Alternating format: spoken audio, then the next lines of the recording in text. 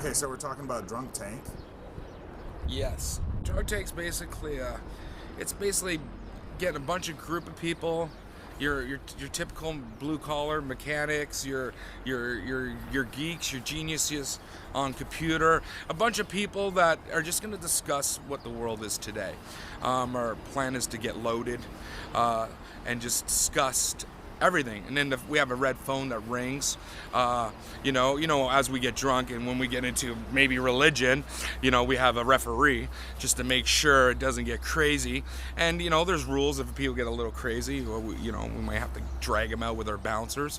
But that's the whole idea. Is basically just a bunch of guys and girls getting around and just discussing the way we see the world. Speaking of crazy, we should call Kyla and ask her if she wants to ask you any questions. Yes, we should. I'm sure she would ask, what color underwear are you wearing? Yeah, and it's blue. Okay. And I hate blue. I don't know why I'm wearing blue. I just talked to her about 10 minutes ago. Did you? Trying to set something up for the future. It's all about the cooperation. This is a family. It's the rock and roll family in Toronto. I call it the Toronto Rocks family, but it's not just me. It's everybody who lives the life, lives the dream. And tell us where you're hoping that Raised Emotionally Dead is going to go. Oh, yes. I love theater. I always did. It's going to go to a poor man's theater. We're going to bring in, it probably in the end of the year, working on a new album. We don't know what it's called yet, but it's going to be visually sick. And not intense as in gruesome. We're hoping to project the way we feel in the lyrics of the songs to go through TV to try to waken the ones that are not awakened yet, and try to show what's going on. I'm totally hyped about it. I'm learning how to, YouTube, of course. I learned so much from that place.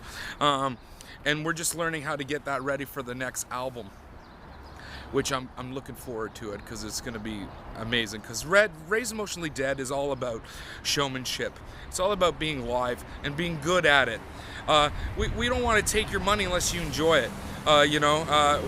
We want people to have a great time.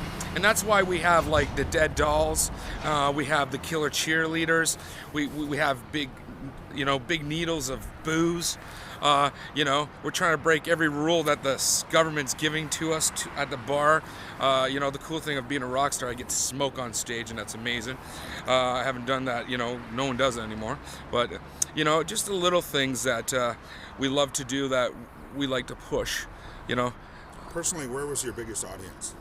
My biggest audiences was I've opened up for a band called, what was it called? Wednesday 13. And it was packed. It was huge. I've opened up for big bands like Marilyn Manson at 5,000 people. That was phenomenal. Where was that? It was at Massey Hall. Oh. And it was amazing, but it's kind of weird. As you get bigger, people get farther away, and it's like, it's right. And I like intimate bars. I like the smaller. I find it's more intimate. Of course, I love playing big ones too. I'm not gonna say no to them, but it's totally a different world. That's pretty much. Also, like I said, a couple good bands.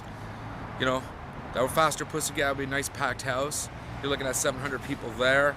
I do the Jack Daniels Get Shit Face, which we can't call it Jack Daniels Get Shit Face tour anymore. Now it's called Route 66.